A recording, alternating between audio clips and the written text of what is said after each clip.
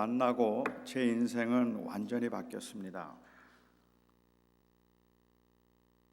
주님을 만나기 전 고등학생 때는 중독 정도는 아니었고 잠깐 하기는 했지만 마약과 술에 손을 대서 인생을 망칠 뻔도 했었고 성격이 너무 난폭해서 하루가 멀다 하고 싸움을 하고 다녔습니다. 부모님 지갑에 손을 대기 시작한 것은 중학교 1학년 때부터였습니다. 고등학생이 되었을 때는 담이 제법 커져서 크게는 몇십만 원을 훔쳐 주로 친구들과 노름을 했습니다.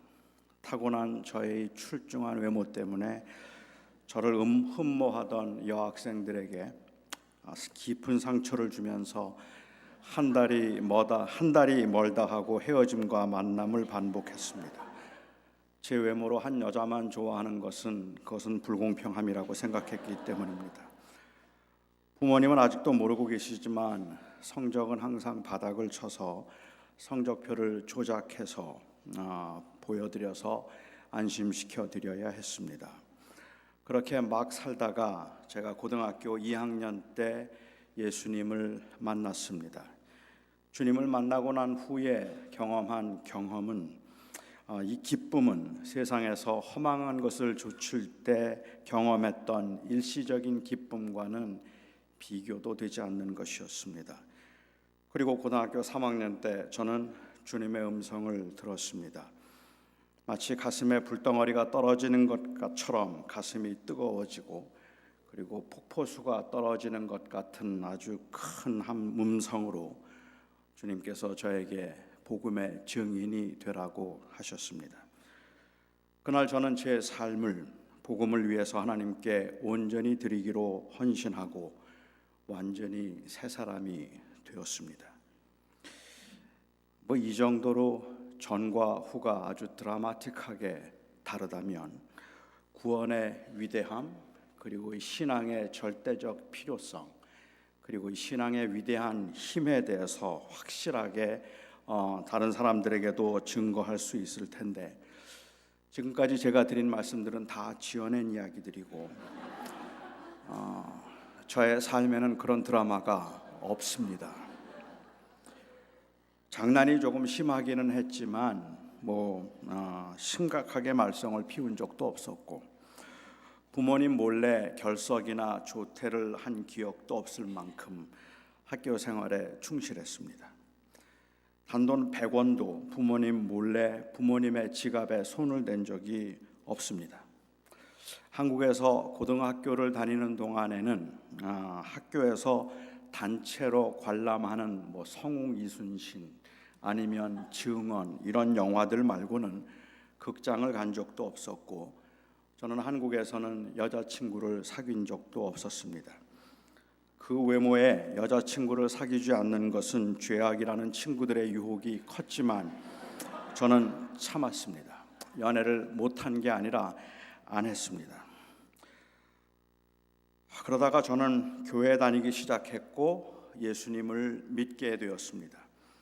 정말 막연히 성경을 조금 더 알고 싶다는 마음이 생겨서 제가 신학교에 가고 싶었지만 목사가 될 확신은 없었기 때문에 제가 목사로서 부름을 받았다는 소명의 확인은 제가 안수받을 때 아마 가졌던 것 같습니다. 제가 죄인임을 절실하게 깨닫고 기도만 하려면 눈물이 나서 며칠 동안 울며 회개했던 경험은 미국에 와서 고등학교 3학년 때 했습니다. 그런데 돌아보면 뭘 그렇게 잘못해서 회개하며 울었는지 잘 모르겠습니다. 무슨 죄를 회개했는지 기억도 없습니다. 설교를 들으면서 교만에 관한 설교를 들으면 제가 교만했다고 울었고 용서에 관한 설교를 들으면 제 마음에 미움이 있음을 용서해달라고 울었습니다. 돌이켜 생각해보면 그런데 그때 그 회개도 진정한 참된 회심의 결과였는지 아니면 그냥 이 고등학생의 이 센티멘탈했던 고등학생의 감성이었는지 그것도 잘 모르겠습니다. 그렇게 회개했다고 제가 전격적으로 변화된 온전한 삶을 살지는 않았기 때문입니다. 그렇게 40여 년이 지난 지금도 교만과 미움은 여전히 제게 가장 큰 죄로 남아 있으니까 내가 정말 회심해서 회개하며 그때 울었을까 잘 모르겠어요. 아마도 여기에 계신 대부분의 여러분들도 그러시리라고 짐작을 합니다. 예수를 믿고 난 후와 믿기 전의 삶에 그렇게 큰 변화나 차이가 없어서 지금 내가 믿는다는 그 고백이 참된 고백일까라는 의심이 종종 생기고, 우리 안에는 그런 변화가 별로 없는 것 같기 때문에, 아니 처음 가보는, 한 번도 가보지 않은 길이라서 내 믿음이 진짜 믿음인지, 아니면 내가 그냥 뭔가에 속아서 진짜 믿음은 따로 있는데 믿는 거라고 착각하고 있는 것은 아닌가, 누군가에게 물어보고 확인하고 싶을 때도 많이 있을 겁니다. 그나마 저는 목사라는 직업을 가지게 되어서 적어도 저의 삶의 모습이나 저의 삶의 방식에 있어서는 완전하게 달라졌지만, 그걸 분명한 회심의 결과라고 말할 수도 없을 겁니다. 목사는 다 구원을 받는 것도 아니고 종교 생활이 언제나 회심의 결과를 말하는 것은 아니기 때문입니다. 아니 어쩌면 사실은 목사들이 더 착각하기 쉬울지도 모르겠어요. 그렇게 교회 생활을 하고 종교적인 활동을 하고 있기 때문에 마치 믿음이 있는 것처럼, 아니면 회심한 것처럼 오해를 할 가능성이 더 높겠다는 생각도 듭니다. 어떤 사람들은 그래서 자신이 예수 믿기 전에 얼마나 못된 사람이었는가를 과장해서 설명하려고 하기도 합니다. 그 회심이 분명하다는 것을 말하기 위해서, 스스로라도 확인하기 위해서라도 그렇게 과장해서 간증을 하기도 하죠. 요즘은 간증도 이 전과 8범, 전과 9범 정도의 간증은 감동이 없습니다. 연쇄 살인범, 아니면 조폭 두목, 고문 기술자, 승려가 회심해서 목사가 되었다고 해야 관심을 겨우 가질 정도입니다. 아마 옛날에도 그런 일들이 좀 있었나 봅니다. 스펄전 목사는 하나님의 은혜를 말하기 위해서 죄를 자랑하지 말아야 한다고 했어요. 우리는 하나님의 은혜를 강조하기 위해서 때로는 우리가 얼마나 죄인인가 하는 것을 인정해야 할 것 같고 고백해야 할 것 같은데, 실제로 우리의 삶에는 그렇게 큰 죄가 없어요. 아니 그렇게 심각하게 우리를 괴롭히고 있는 그런 그 과거의 그 끔찍한 죄의 모습이 별로 없는 분들이 많다는 말이죠. 대체로 사람들은 이런 드라마틱한 삶을 살지 않기 때문에 예수 믿게 된 간증을 좀 하라고 하면 별로 간증할 것이 없다고 말을 하거나, 실제로 그 간증할 것이 별로 없다는 사실 때문에 획기적으로 변화되었다는 사람들의 말을 들으면 굉장히 부러워하기도 하고, 또 그런 간증을 들으면 은근히 위축이 되기도 합니다. 어쩌면 그것보다 더 심각한 것이 있다면, 자신이 정말 변한 것인지, 그리고 무엇이 변한 것인지 현상적으로 볼 수가 없어서 내가 정말 하나님을 제대로 믿고 있는 것은 맞는가라는 의심이 생길 때가 많다는 것입니다. 아마 여러분 중에도 예수님을 믿고 완전히 달라졌다고 할 만큼 과거에 그렇게 못되게 살지 않았거나, 아니면 믿고 난 후에 그렇다고 엄청나게 변한 것이 있는 것도 아니기 때문에 믿음에 자신이 없는 분들이 많이 계실지도 모르겠습니다. 제가 처음 목회를 시작해서 가졌던 가장 큰 고민은 내가 목회를 잘하고 있는가 하는 것이었던 것 같아요. 처음 목회를 하면서 열심히 나름대로 하기는 하는데 내가 잘하고 있는 건지 아니면 내가 잘못하고 있는 건지 그것을 확인해 보고 싶을 때가 너무 많이 있었고, 그래서 내 목회 때문에 혹시 교인들이 잘못되는 건 아닐까라는 그러한 두려움을 가졌던 적도 있었습니다. 이처럼 우리의 믿음이 진짜인가 하는 의문을 우리는 가질 수 있을 것 같아요. 잘 변하지 않으니까요. 우리는 살아가면서 우리가 전에는 이라고 말할 만한 인생의 분기점들을 경험하면서 살아갑니다. 우리에게는 삶의 방식이나 혹은 습관, 그 관심에 있어서 우리의 인생이 완전히 달라졌다고 할 만한 분기점들이 있습니다. 결혼 전 그리고 결혼 후가 그럴 것이고, 자녀가 생기고 난 후와 자녀가 생기기 전이 그럴 것이고, 미국에 오기 전과 미국에 온 후가 완전히 달라졌을 겁니다. 도박에 빠지기 전과 도박에 빠진 후가 그 인생이 완전히 달라진 사람도 있고, 사업이 아주 잘 되던 때와 그리고 그때 그 사업이 망함으로 인한 그 차이가 너무 커서 그 사업이 망한 날이 인생의 분기점이 된 분들도 계실 겁니다. 암이 생기기 전과 암이 생긴 후, 사랑하던 아내나 남편이 세상을 떠나기 전과 세상을 떠난 후, 이것들도 인생의 분기점이 되는 사건들입니다. 돌아보면 이 인생의 분기점이 될 만한 사건들이 있어서 그때 좋은 방향으로든지 아니면 나쁜 방향으로든지 모든 게 달라졌습니다. 그런데요, 논리적으로 좀 생각을 해보면 그 어떤 사건보다 확실한 인생의 분기점이 되어야 할 사건이 바로 예수를 믿기로 한 사건입니다. 예수 그리스도를 나의 주님으로 믿고 이제부터 나는 기독교인이다, 크리스천이다 라고 그렇게 말한 사건이 우리 인생에 있어서는 가장 확실한, 어쩌면 가장 충격적인 변화의 사건이라는 말입니다. 예수를 믿기로 한 것은 단순한 사교 활동도 아니고 천국에 들어가기 위한 공짜 보험을 든 것처럼 삶에는 별로 영향도 주지 않는 그저 단순한 지적인 동의 정도가 아닙니다. 예수를 믿기로 한 것은 지난 금요일 날 제가 말씀을 드린 것처럼 우리가 삶을 살아가는데 조금 유용하고 필요하고 도움이 되도록 하기 위한 좋은 애플리케이션을 하나 다운받은 것, 인스톨한 것 정도의 사건이 아니라 예수를 믿기로 한 것은 이제 우리의 그 오퍼레이팅 시스템을 완전히 바꾼 사건입니다.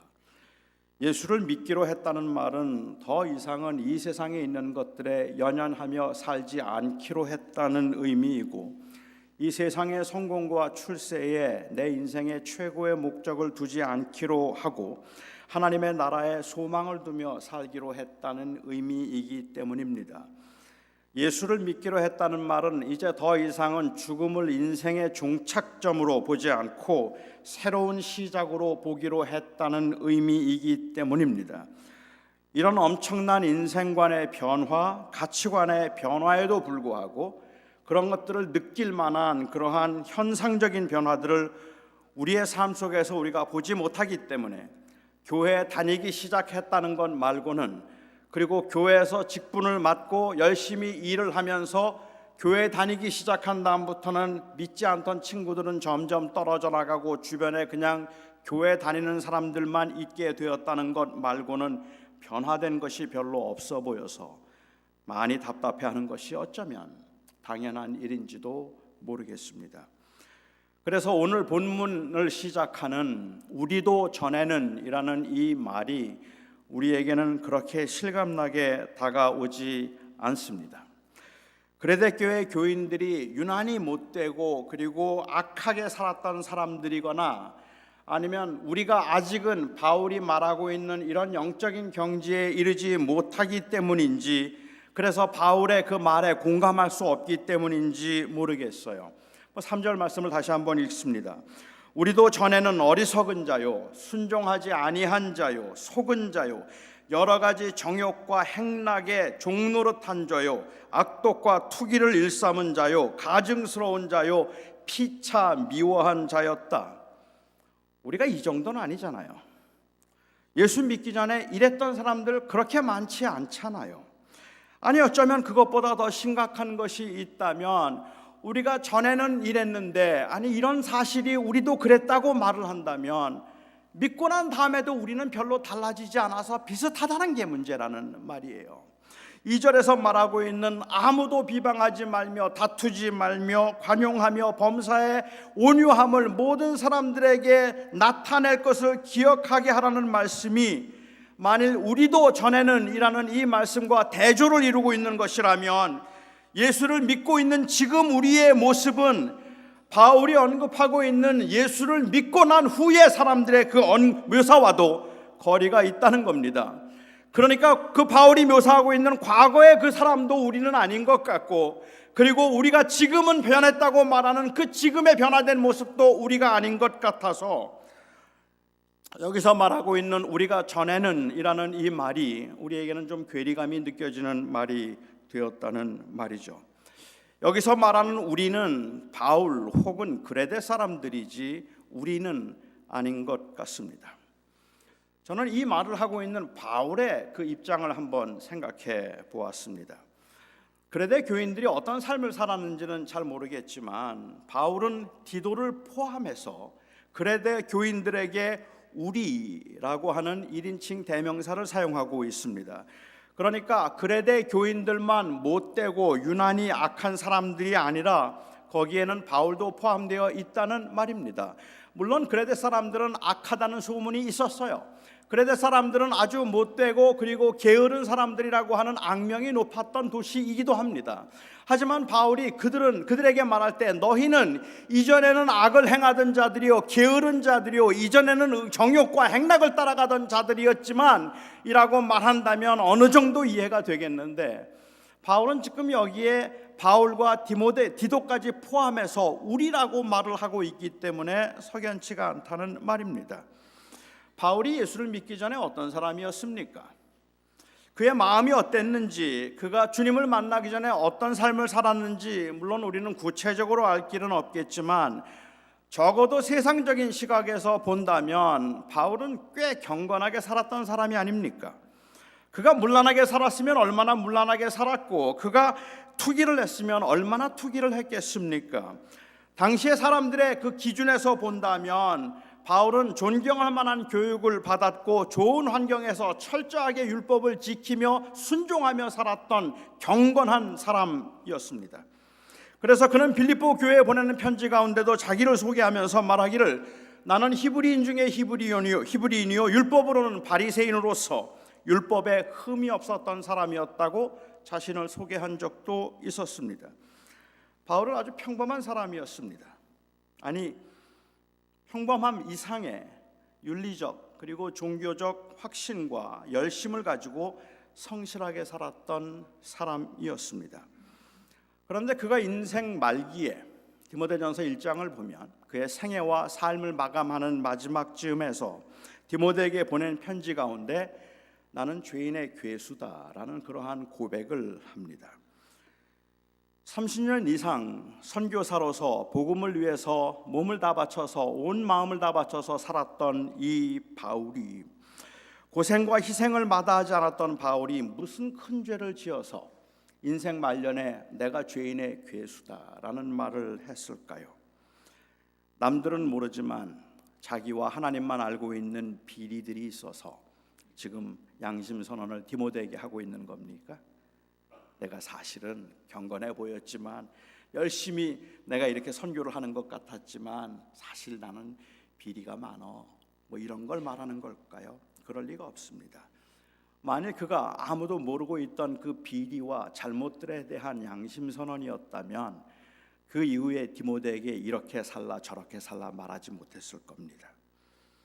그래서 어떤 분들은 말하기를 여기에 바울이 인생 말년에 내가 죄인의 괴수라고 말하는 것은 바울의 영적인 성숙과 민감함을 말하기도 한다고 그렇게 주장하기도 합니다. 그러니까 그는 영적으로 아주 굉장히 민감해져서 그전에는 죄로 여기지 않던 것들이 죄로 여겨지기 시작하고, 일반 사람들은 그냥 대수롭지 않게 지나갈 수 있는 일들도 바울은 양심의 가책을 느껴서 너무너무 괴로워했기 때문에 조그마한 죄도 괴로워하면서 내가 죄인의 괴수다 라고 말하고 있다고 그렇게 말하는 거죠. 그는 영적으로 아주 민감해졌고, 그리고 영적으로 너무 그렇게 살아있기 때문에 예배 시간에 깜빡 졸았던 것 가지고 가슴을 치면서 회개를 하고 일주일 동안 금식을 하고, 예쁜 여자를 보고 예쁘다는 생각을 했다는 것만으로도 말할 수 없는 수치감이 느껴져서 그래서 가슴을 치면서 금식을 하고 자신을 죄인의 괴수라고 부르고 있다는 겁니다. 어떤 분이 저에게 한번 찾아오셔서 자신이 너무 게을러서 참 고민이 많다면서 자기의 그 어려움을 저에게 말씀하시고 상담을 요청한 적이 있었습니다. 그분의 말씀은 자기가 너무 게을러서 괴롭다는 거예요. 제가 보기에는 별로 게을러 보이지가 않았거든요.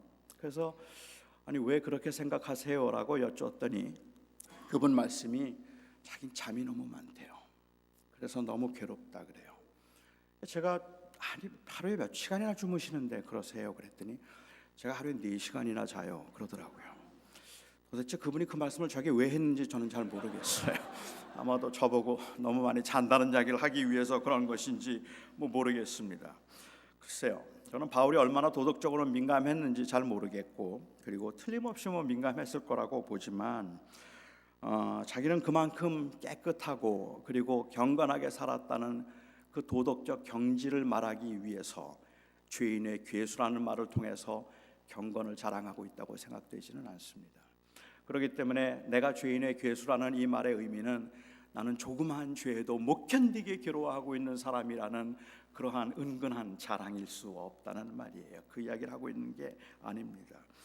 그런데 바울이 이 고백을 하기 전에도, 내가 죄인의 괴수라는 고백을 하기 전에도 바울은 내가 전에는 이라는 말을 합니다. 디모데전서 1장 13절 말씀입니다. 내가 전에는 비방자요 박해자요 폭행자였으나 도리어 긍휼을 입은 것은 내가 믿지 아니할 때 알지 못하고 행하였음이라. 그러니까 바울은 그 자신이 스데반의 죽음의 증인이 되고 그리고 다메섹에 있는 그리스도인들을 핍박하려고 했던 그 때를 회상하면서 예수를 하나님의 아들이 수 없다고 확신했기 때문에 예수 믿는 사람들을 죽이려고 하고 핍박했던 그 때를 생각하면서 자신이 죄인의 괴수였다고 고백을 하고 있는 겁니다. 물론 그렇다고 바울이 평생을 살면서 그 죄책감을 가지고 살았다는 것은 의미는 아닙니다.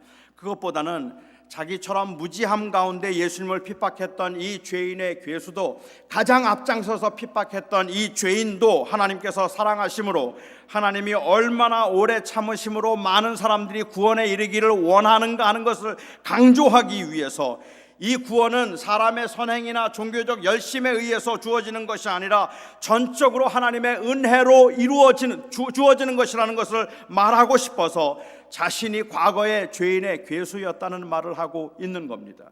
그러니까 내가 전에는 이 죄인의 괴수였다고 말을 하는 것은 그런 나를 하나님께서 은혜 가운데서 구원하셨다는 말을 하고 있는 것이고, 결국 바울이 말하고 싶어 하는 것은 내가 지금 나된 것은 하나님의 은혜 때문이었다는 이야기를 하고 싶은 것이지, 내가 얼마나 경건한 사람인지 조그마한 죄에도 몸서리가 쳐지는 그러한 수준에 도달했다는 말을 하는 건 아니라는 말이죠. 그는 지독하게 예수 믿는 사람들을 핍박하고 그의 확실한 소신에 의해서 예수를 미워했던 사람, 가장 미워했던 사람이었다는 고백입니다. 같은 맥락에서 보자면 바울이 디도서에서 말한 것은 당시에 그레데 교회의 교인들이 그리스도인들이 되기 전에 도덕적으로 얼마나 문란하고 얼마나 악한 자들이었는가 하는 것에 관한 것이 아니었습니다. 비록 바울처럼 윤리적으로나 종교적으로 남들보다 나은 삶을 살았다 할지라도 돌아보면 하나님을 인정하지 않고 철저하게 자기 중심적이었음을 말하고 있는 것입니다. 당신도 그렇고 나도 그렇고 우리 모두가 다 믿기 전에는 우리가 우리 인생의 주인이었습니다. 그때는 우리가 그냥 우리의 행복을 추구하기 위해서 열심히 살았던 사람들입니다라는 말을 하죠. 언제나 투기로 가득 찬 삶을 산 것은 아니지만 투기할 수 있는 상황에 이르면 투기는 언제나 정당화될 수 있었고, 정욕과 행락에 찌든 인생을 산 것은 아니지만, 그리고 또한 기회가 주어지지 않아서 손해와 명예훼손의 가능성 때문에 절제하기는 했지만 인생을 즐기며 살자는 인생관에는 하나님이 계시지 않았고 하나님의 심판도 거기에는 존재하지 않았다는 말입니다. 이 점에 있어서는 우리 모두가 다 공감할 수 있습니다. 전에는 눈에 보이는 것들이 전부인 줄 알았고 우리가 우리 인생의 주인인 줄 알았습니다. 우리는 우리가 원하는 대로 살고 싶었습니다. 우리를 편안하게 해주는 것이 인생의 참된 목적이고, 예수를 믿는 이유도, 하나님이 존재해야 되는 이유도 바로 나를 편하게 해주기 위한 것이고 내 인생을 도와주기 위한 것이라고 생각하면서 살았습니다. 그렇기 때문에 내가 손해보는 일은 할 이유가 없었어요. 우리는 세상에서 성공하고 편안하게 사는 것이 인생의 궁극적인 목적이었던 사람들이었습니다. 그런데 예수님을 만났습니다. 이제는 우리가 주인이 아니라 예수님이 우리 인생의 주인이 되었다고 고백을 했습니다. 여전히 우리가 우리 인생의 주인인 것처럼 행세할 때는 있지만 여전히 그 유혹 앞에서 흔들리고 그리고 몸을 떨어야 하는 우리들이기는 하지만 그럼에도 불구하고 우리가 정말로 변한 것은 이제 우리가 우리 인생의 주인이 아니며 우리는 본향을 향해 나아가는 나그네로 그 믿음을 가지고 세상을 살아가고 있다는 것이 우리의 진실한 고백이라는 말입니다. 만약에 이 고백이 아니라면 여러분은 예수를 믿는 게 아닌 겁니다. 만약에 정말로 우리가 이 땅에 살아가면서 여전히 내가 내 인생의 주인이 되어서 어떻게 하면 나를 조금 더 행복하고 편안하게 해줄 수 있을까, 내가 교회를 다니는 이유도, 내가 예수를 믿는 목적도 이 짧은 인생 가운데서 조금 더 형통하고 복된 삶을 살기 위해서라고 이야기를 한다면 우리는 아직까지 주님께서 주신 이 놀라운 그 구원의 은혜를 아직 우리는 누리고 있지 못하는 겁니다. 우리가 변한 것은 우리의 주권이 달라졌다는 것입니다. 이제는 내가 주인이 아니라 하나님이, 그리스도가 나의 주인이라는 진실한 고백이 있다는 말이죠. 참는다면 참아야 할 이유가 생겼고, 포기한다면 포기해야 할 이유가 생겼고, 고난과 희생의 길임에도 불구하고 기꺼이 우리가 그 길을 걸어간다면 그렇게 가야 할 이유가 생겼고, 남들은 경험하지 않는 극심한 고난과 질병 가운데 힘들게 투병하면서 아무런 소망이 없는 것 같이 보여도 그래도 감사한다면 감사할 이유가 생겼습니다. 그것이 바로 생명입니다. 그것이 바로 예수 그리스도를 통해서 우리에게 주신 영원한 생명입니다. 바로 이 변화가 회심의 증거입니다. 이 변화가 없다면 우리가 아무리 잘못을 뉘우치며 회개를 했어도, 교회를 다니면서 좀 더 나은 사람이 되었다고 말해도 성경이 말하는 회심, 오늘 본문이 말하고 있는 성령의 새롭게 하심을 경험한 것은 아닙니다. 도덕적 청결함을 추구함에 있어서도, 종교적 열심 가운데도 여전히 내가 주인이기 때문입니다. 여전히 이 세상이 전부이기 때문입니다. 우리는 이제 더 이상은 세상이 전부라고 말하지 않습니다. 매일매일의 삶의 현장에서 눈에 보이는 것들에 울기도 하고 웃기도 하지만 그럼에도 우리에게는 이제 소망이 있습니다. 억울하고 힘든 일을 당하면서 분노하고 좌절할 때 하나님의 영광을 위해서 아무도 비방하지 말고 온유하며 관용하라는 이 말씀의 권면을 받으면 이제는 그 말씀이 구속력이 있어서 우리의 마음을 괴롭히고 자신과의 싸움을 포기할 수 없을 만큼 우리의 인생관과 가치관은 달라졌습니다. 하나도 변하지 않은 것 같은데 사실은 놀랍게 변한 겁니다. 아무것도 변한 것이 없어 보이는데 사실은 이 고백은 엄청난 변화를 의미하는 겁니다. 진심으로 예수가 우리의 주인이라고 고백할 수 있고 그 고백 때문에 변하지 않고 있음에 아파하고 답답해한다면 그건 굉장한 변화입니다. 그래서 지금도 가장 먼저 확인하고 싶은 것은 우리가 진심으로 예수 그리스도를 우리의 주님이라고 고백할 수 있는가 하는 것입니다. 저와 여러분이 이 고백을 진심으로 할 수 있다는 것은 사실은 생각할수록 소스라칠 만큼 놀라운 변화입니다. 아니, 그 변화대로 살 수 있는가라는 질문을 하기 이전에, 정말로 변했다는 증거로 그렇게 살고 있는가라는 말을 하기 전에 내가 말하고 있는 이 고백이 진실한가 하는 그 질문이 무엇보다 중요할 것 같습니다. 이 고백은 단순한 지적인 인정이 아니라 성령의 도우심에 의한 의지적 결단입니다. 그래서 바울은 5절 말씀을 하셨습니다. 저는 바울이 이제 경건하고 바르게 살라고 할 때 5절에서 우리를 구원하시되 우리가 행한 의로운 행위로 말미암지 않고 오직 그의 긍휼하심을 따라 중생의 씻음과 새롭게 함을 얻게 하셨다고 한 이 말씀이 제 마음에는 정말로 큰 위로와 그리고 감동이 되었습니다. 선하게 살고자 애를 쓸 때 자칫 그 선을 우리의 의로 여기는 경향이 우리에게는 있습니다. 또한 그렇기 때문에 선하게 살려고 애를 쓰는 만큼 변화가 없을 때 좌절할 수 있습니다. 교회 생활을 열심히 하던 분들이 요즘은 교회를 떠나는 추세입니다. 그들이 교회를 떠나는 이유 중에 하나가 있다면 교회 열심히 다닌다고 변하지 않기 때문에 그렇습니다. 교회를 열심히 다녀보았는데 교인들도 똑같다고 말합니다. 그 공동체 다녀보니까 그 공동체도 별로 소망이 없어 보인다는 것이 사람들이 하나님을 인격적으로 믿는다고 하는 사람들이 교회를 떠나는 이유 중에 하나입니다. 변하지 않으니까요. 우리가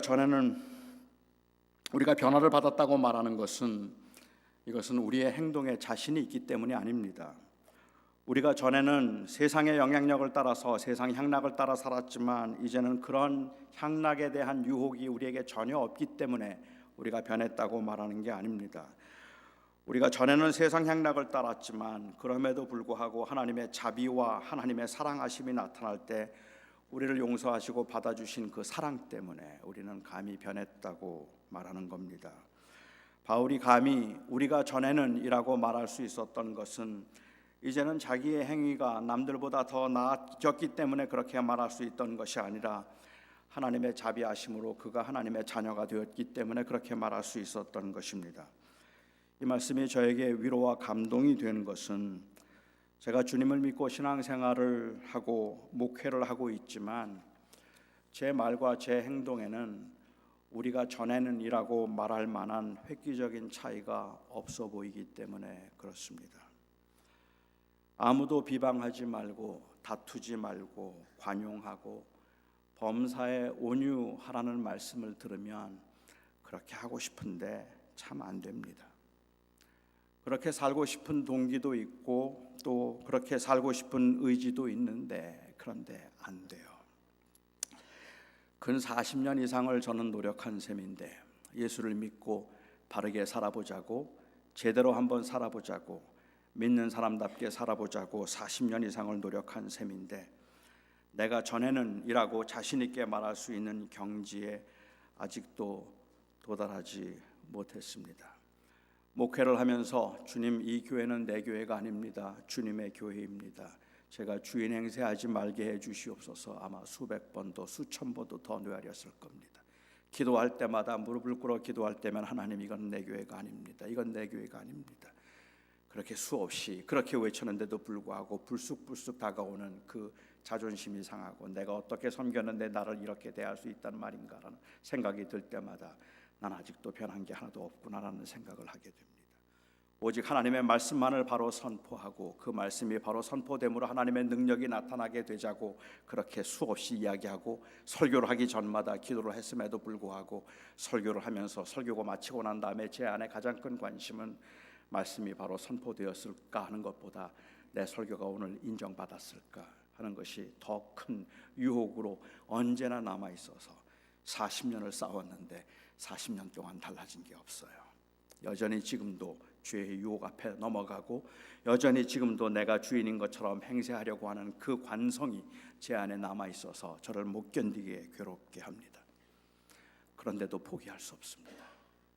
그런데도 낙심할 수 없습니다. 제가 그런데도 포기할 수 없는 이유는 나의 나된 것은 내 행위가 아니라 바로 은혜 때문임을 알기 때문에 그렇습니다. 나의 선행 때문에가 아니라 바로 그 은혜 때문에 그 영원한 생명의 소망을 따라 상속자가 되게 하셨기 때문에 그렇습니다. 6절과 7절을 다시 읽어보겠습니다. 우리 구주 예수 그리스도로 말미암아 우리에게 그 성령을 풍성히 부어주사 우리로 그의 은혜를 힘입어 의롭다 하심을 얻어 영생의 소망을 따라 상속자가 되게 하려 하심이라. 우리가 전에는 이라고 말할 수 있는 이 회심의 분명한 증거는 얼마나 많이 변했는가가 아니라 오직 그 은혜로 우리를 의롭게 하심으로 영생의 상속자인 나그네로 소망을 가지고 이 세상을 살아가고 있는가 하는 것입니다. 바로 이 소망 때문에, 이 은혜 때문에 변한 것이 없고 잘 안 되는데도 관용하며 다투지 말며 범사에 온유하라는 이 말씀을 놓을 수 없고 포기할 수 없는 겁니다. 이 은혜 때문에 우리는 그리스도인답게 살고 싶은 겁니다. 우리가 정말로 이 회심의 그 능력을 안다면, 아니, 하나님께서 우리를 구원하셔서 우리로 하여금 우리의 선행을 따라서가 아니라 우리로 하여금 그 하나님의 은혜 때문에 하나님의 자녀가 되게 하셨다는 사실이 이 땅의 어떤 것보다도 분명하고 확실한 변화라고 우리가 그렇게 믿는다면 우리는 이 사실을 붙들어야 우리의 삶에서 변화를 볼 수 있을 겁니다. 사람이 변했으면 변해야 하는 것이 있는데 변하고도 변해야 할 것이 변하지 않을 때는 변한 것이 변하지 않도록 변한 것을 붙들어야, 변한 것을 놓치지 말아야 변할 수 있습니다. 너무 어렵죠? 제가 적어놨어요. 한번 PPT로 볼까요? 사람이 변했으면 변해야 하는 것이 있는데 변하고도 변해야 할 것이 변하지 않을 때는 변한 것이 변하지 않도록 변한 것을 붙들어야 변할 수 있다. 여전히 어려운가요? 다시 읽어볼까요? 사람이 변했으면 변해야 하는 것이 있는데 변하고도 변해야 할 것이 변하지 않을 때는 변한 것이 변하지 않도록 변한 것을 붙들어야 변할 수 있다. 은혜를 놓치면 못 바꾼다는 말입니다. 결국은 은혜가 있어야 그 은혜를 붙들고 우리는 안 되는데 우리가 끊임없이 포기하지 않고 살 수 있는 그 근거가 된다는 말입니다. 은혜는 우리로 하여금 그렇게 살 수 있게 만드는 능력이 아니라 그렇게 살지 않을 수 없게 만드는 회심의 능력인 겁니다. 그러니까 은혜를 받은 사람들은 그렇게 살게 되는 것이 아니라 그렇게 살지 않을 수 없게 만드는 그 영향에 붙잡히게 된다는 말이죠. 우리의 행위가 아닌 은혜로 구원을 받았으니까 이 땅에서는 그냥 아무렇게나 살아도 되겠다 싶고 2절에 말씀하셨던 그 이 바울의 말씀에 또는 그런 그리스도인들의 모습에 아무런 관심을 갖지 않아도 된다는 그러한 생각이 든다면 우리는 우리가 받은 은혜가 어떤 은혜인지 다시 한번 생각해 봐야 합니다. 다시 잘 살아야 되겠다는 의지의 변화가 아니라 은혜의 회복이 이 시대는 필요합니다. 그러니까 우리는 기도해야 합니다라는 것은 의지에 대한 호소가 아니라 저는 은혜에 대한 상기여야 한다고 생각해요. 그러니까 나는 할 수 있습니다가 아니라 할 수 없지만 하지 않을 수 없는 이 은혜 때문에 우리는 10번을 넘어지고 100번을 넘어지고 1000번이 꺾여도 또 일어나야 하는 겁니다. 일어날 수밖에 없어요. 왜? 우리는 하늘의 소망을 두고 살게 만드신 하나님의 은혜를 입은 자들이기 때문에 그렇습니다. 그런데 이 은혜를 싸구려 언어로 전락시켜서 그냥 아무렇게나 살아도 죽으면 천국에 갈 수 있다는 식으로 생각하게 만들었다는 것이 너무 아쉬워요. 어쩌면 이건 이 엄청난 은혜를 싸구려 은혜로 전락시킨 세속적 전도의 결과인지도 모릅니다. 단순히 교세를 확장시키기 위해서 그냥 믿지 않는데도 믿는다고 말하게 하고 믿음이라는 것은 손해볼 것이 없는 그냥 한번 동의만 하면 천국에 들어가서 영원히 영생을 누릴 수 있는 공짜 입장권이기 때문에 그냥 믿는다고 말만 하면 된다는 식의 이런 전도 때문에 그 은혜가 얼마나 엄청난 것인지를 말하지 아니하고 그냥 그렇게 해도 된다고 생각하고 교회 열심이면 믿음이 좋은 사람인 것처럼 세뇌해서 생긴 결과인지도 모릅니다. 믿음을 온전한 신뢰가 아닌 단순한 지적인 동의 정도로 만족하게 한 것은 그리스도인들로 하여금 어떤 희생도 어떤 양보도 하지 않아도 되도록 만들었습니다. 아니, 그 양보와 희생 앞에서 별로 고민하지 않아도 되게 만들었습니다.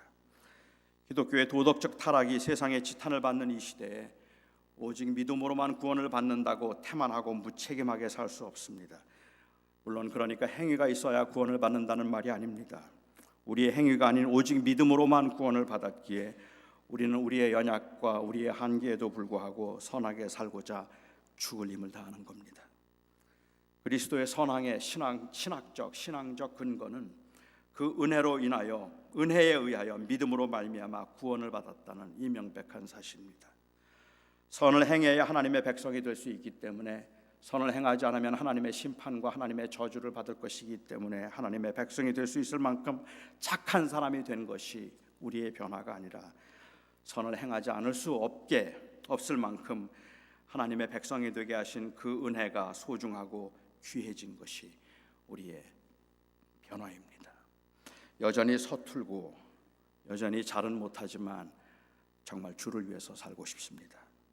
그래서 관용하고 온유하고 아무도 비방하지 말라는 그 이 말들이 그냥 믿음이 좋은 어떤 사람을 위한 말이 아니라 매일 넘어지는 우리 같은 사람들에게도 가슴에 와닿는 말이 된다는 말입니다. 정말 안 돼요. 정말 화가 날 정도로 안 되고 낙심할 만큼 안 돼요. 참 변하지 않아요. 그래도 포기할 수 없는 겁니다. 한 청년이 코스타에 갔더니 코스타 끝날 때쯤에서 한 청년이 저에게 물어요. 목사님, 코스타 갔다 오면 변할까요? 그래요. 코스타 한다고 변할까요? 제가 이렇게 열심히 오늘 은혜를 너무 많이 받았는데 정말 변하고 싶은데 제가 완전히 달라질 수 있을까요? 그때 그 청년에게 제가 대답했습니다. 안 변할걸. 은혜 받아도 안 변할걸. 기도한다고 달라지나요? 안 달라질걸. 성경 공부 열심히 한다고 제자 훈련 받는다고 사람이 변합니까? 안 변할걸. 제가 그 청년에게 물었어요. 안 변하겠지만 하지 않을 수 있을까? 하지 않을 수 있을까?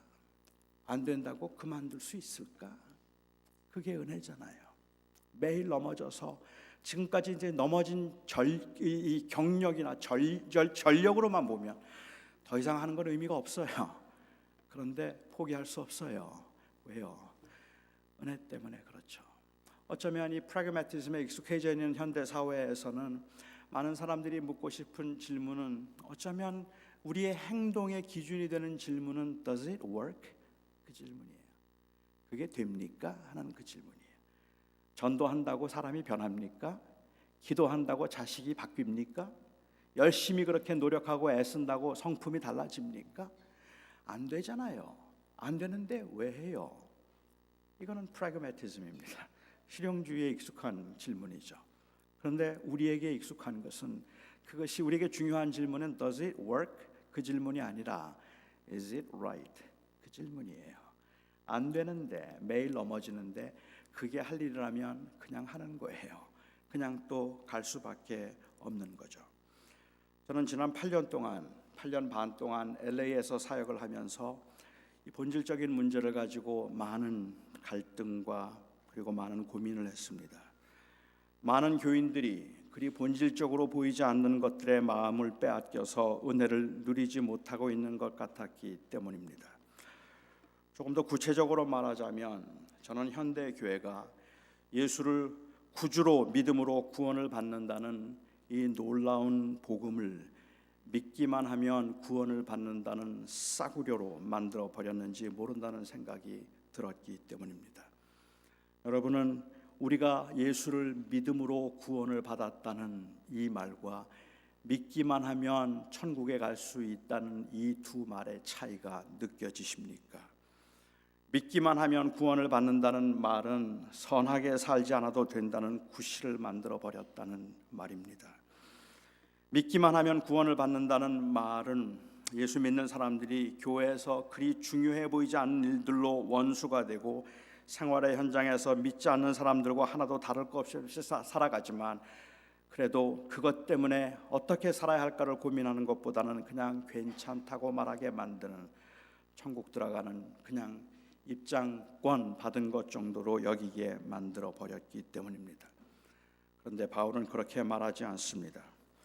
당시 도덕적 문란함으로 악명이 높았던 그레데 도시에 있는 교인들에게 바울은 이 선행을 강조합니다.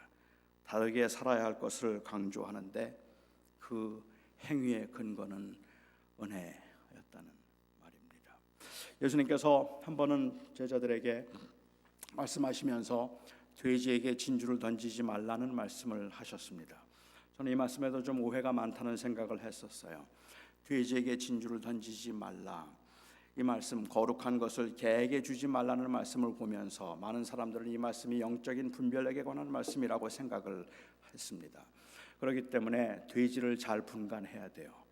복음을 듣고 그 다음에 거칠게 반응을 할 사람들에게는 복음을 전하지 말라는 말씀이라고 보아야 할까요? 그래서 어떤 사람들이 잘 들을 만한 사람들인지 어떤 사람들이 복음에 잘 반응해서 예수님의 이름을 욕되게 하지 않을지 이거를 분별하라는 그러한 말씀이라고 본다면 도대체 누구에게 전도를 할 수 있을까요? 저는 제가 초등학교 5학년 때 처음 교회를 나갔습니다. 평생 처음 교회를 나갔고 교회가 너무너무 좋았어요. 그래서 그 교회를 참 열심히 다녔습니다. 주일날도 가고 수요일도 가고 금요일도 가고 열심히 갔다가 초등학교 6학년 때 교회에서 쫓겨났습니다. 제가 교회에서 쫓겨난 이유는 목사님 아들을 때렸기 때문입니다. 뭐 그냥 그렇게 세게 때린 것도 아니고 그냥 하도 얄밉게 굴리게 딱 한 대 때렸어요. 그런데 사모님이 학교로 찾아오셨어요. 학교로 찾아오셔서 이 목사님 아들을 제가 때렸는데 이가 부러졌다는 거예요. 그때 저는 제 몸에 소림사에 피가 흐른다는 걸 그때 제가 알았습니다. 이가 부러졌대요. 지금 생각하면 이해가 되죠. 학교 멀쩡히 가던 아들이 이가 부러져서 왔으니까 얼마나 화가 나셨겠어요. 그날 저를 너무너무 야단을 치시고 이제 교회 나오지 말라고 하셔서 그때 제가 교회에서 쫓겨났습니다. 그 이후부터 저는 교인들은 다 위선자라고 생각했어요. 교회 다니는 사람들은 뭐 원수를 사랑하라고 다 코미디 같은 소리다, 말도 안 되는 소리, 절대로 그들은 그렇게 살 수 없다고 교회 다니는 사람들은 다 위선자라고 핍박을 했는데 제 동생이 먼저 교회를 다니기 시작한 거예요. 그리고 고등학교 1학년 때 제 동생이 저에게 전도를 했습니다. 교회 한번 가자는 거예요. 제 동생이 저에게 교회 가자고 전도를 하면 저는 제 동생 방에 들어가서 제 동생이 아끼는 그 예수님 사진 하나가 있었어요. 어디서 얻어왔는지. 그 예수님 사진에 침을 뱉었습니다. 한 번만 더 나에게 교회 가자 그러면 저가 다 부셔버린다. 나한테 교회 가자 말 하지 마. 그게 저의 반응이었습니다. 그때만을 제 동생이 생각하기를 저건 돼지다. 돼지에게 진주를 던지니까 저 돼지가 진주를 밟는구나. 우리 예수님의 이름을 욕되게 하지 않기 위해서 저 돼지에게는 전도를 하면 안 되겠구나. 이렇게 생각했으면 지금 제가 여기 없는 겁니다. 그런데 제 동생은 꾸준히 끊임없이 저에게 교회 가자고 권했고, 그리고 마침내 저는 교회를 고등학교 1학년 때 나가기 시작해서 지금까지 이르렀습니다. 돼지에게 진주를 던지지 말라는 말씀이 무슨 말씀일까요? 이 말씀이 정말로 영적인 분별을 가지고 안 믿을 사람에겐 전도하지 말라는 말씀일 수는 없습니다. 그렇죠? 저는 이 말씀이 제자도에 관한 말씀이라고 생각합니다. 물론 마태복음 7장에 있는 말씀들이 다 순서대로 그렇게 논리적으로 기록된 것이 아니라 하나씩 끊어서 생각해 볼 수도 있겠지만, 그럼에도 불구하고 돼지에게 진주를 던지지 말라는 말씀을 7장 끝부분에 나오고 있는 거짓 선지자를 조심하라는 말씀 다음에 그 주변에서 말씀하지 않고 오히려 너희는 비판받지 않으려거든 비판하지 말라고 말씀하시고, 내 눈에 있는 들보는 보지 못하면서 남의 눈에 있는 티를 보느냐고 말씀하신 후에 이 말씀을 하신 것을 보면 이 말씀은 단순히 분별력을 가지고 돼지에게는 전도하지 말라는 말씀이 아닌 것 같아요. 오히려 그 돼지에게 전도하는 것처럼 그 중요한 것을 소홀히 함부로 다루지 말라는 말씀을 하신 제자도에 관한 말씀이라고 생각합니다. 이렇게 한번 말씀을 드려보면 어떨까요? 지금은 제가 너무 약해져서 못하지만 옛날엔 제가 탁구를 굉장히 좋아했습니다. 그래서 탁구장에서 살았어요. 너무 탁구를 좋아하고 또 이 탁구에 푹 빠졌던 적이 있었는데, 그 당시에 유명했던 우리 한국 국가대표 선수 중에 유남규라는 선수가 있었습니다. 혹시 여러분도 아시는지 모르겠어요. 유남규라는 국가대표 선수가 있었는데요, 이건 예입니다. 한번 예를 들어보죠. 제가 탁구를 너무 좋아한다는 소식을 듣고 이 유남규라는 국가대표 선수가 저에게 자기가 쓰던 탁구 라켓을 준 거예요. 그냥 공짜로. 제가 너무 예입니다. 진짜는 받은 적 없어요. 근데 예로 저에게 이제 그 탁구 라켓을 준 겁니다. 이건 국가대표 선수가 저를 생각해서 너무도 귀한 걸 저에게 준 거예요. 그래서 제가 그걸 받고 너무 좋았어요. 감동이 말할 수가 없는 겁니다. 집에 들어왔어요. 제 아내와 그 아이들을 모아놓고 이야기를 합니다. 여보 이게 뭔지 알아? 이게 유남규 선수가 쓰던 탁구 라켓이야. 이건 돈으로도 못 사는 거야. 근데 그걸 나한테 선물로 줬다. 이거 진짜 귀한 거야. 하지만 탁구가 뭔지, 유남규가 누군지 모르고 있는 저의 가족들은 시큰둥합니다.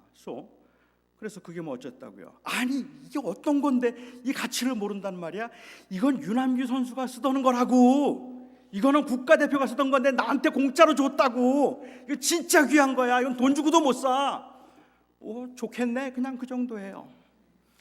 그런데 그 다음날 저는 그것을 그렇게 아내와 아이들에게 그렇게 자랑하고 난 다음에 그걸 그냥 응접실에 그냥 내버려 두었어요. 다음날 저는 그걸 가지고 안마를 했습니다. 그 다음날은 그걸로 파리를 잡았어요. 어느 날은 그걸로 망치로 못을 박기도 했어요. 그걸 가지고 그렇게 귀하다고 말했는데 그것 가지고 망치로 쓰기도 하고 부채질을 하기도 하고 그것을 가지고 제가 안마도 했어요. 어느 날 밖에 나갔다가 들어왔더니 제 아내가 그 위에다 커피잔을 올려놨어요. 세상에, 이게 어떤 건데, 이게 어떤 건데, 이렇게 귀한 것, 윤한규 선수가 쓰던 거라니까.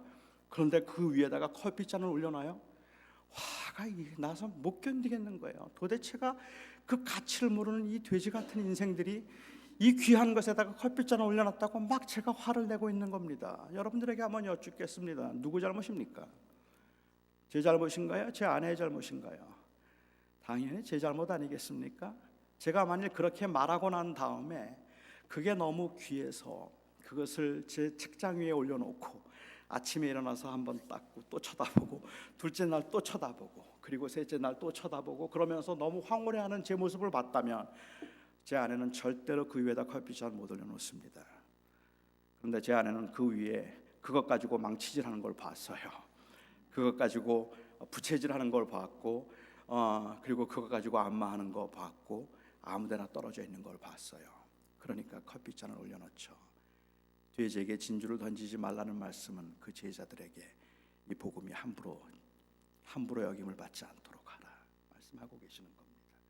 이 복음이 다른 사람들에게 밟히지 않도록 내가 소중하게 다루어라 그 말씀을 하고 계시는 겁니다. 바울은 디도서 2장 13절에서 14절을 이 말씀을 이렇게 말합니다. 복스러운 소망과 우리의 크신 하나님 구주 예수 그리스도의 영광이 나타나심을 기다리게 하셨으니 그가 우리를 대신하여 자신을 주심은 모든 불법에서 우리를 속량하시고 우리를 깨끗하게 하사 선한 일을 열심히 하는 자기 백성이 되게 하려 하심이라. 3절 8절에서 이렇게 말합니다. 예수 그리스도의 복음의 은혜를 계속 말하라고 하면서 그는 말하기를 이는 하나님을 믿는 자들로 하여금 조심하여 선한 일을 힘쓰게 하려 합니다. 저는 예수를 오직 믿음으로만 구원을 받는다는 사실은 이건 말할 수 없는 은혜라고 생각을 하는데 이 믿음으로만 구원을 받는다는 이 은혜는 우리로 하여금 하나님 앞에서 안 되는 일임에도 불구하고 정말 바르고 선하게 살도록 하기 위한 그러한 충분한 동기부여가 돼야 되는데 그런데 믿음으로만 구원을 받는다는 이 말이 아무렇게나 살아도 된다는 말에 합리화가 되었다는 것이 너무 가슴이 아프다는 말입니다. 그럴 수 없습니다. 우리에게 주신 구원은 너무도 소중하고 엄청난 것이기 때문에 우리는 그 구원의 은혜가 너무도 감동스럽고 너무 귀한 것이기 때문에 정말 안 되는데 그런데 우리는 하나님 앞에 또 포기하지 않고 무릎을 꿇는 겁니다. 다음 주에도 또 넘어질 줄 알지만 그렇지만 우리는 오늘 지금 이 시간에 하나님 앞에서 하나님 정말 잘 살고 싶습니다 고백하게 만들 수 있는 것은 그것은 그 은혜의 소중함 때문입니다. 기도하겠습니다.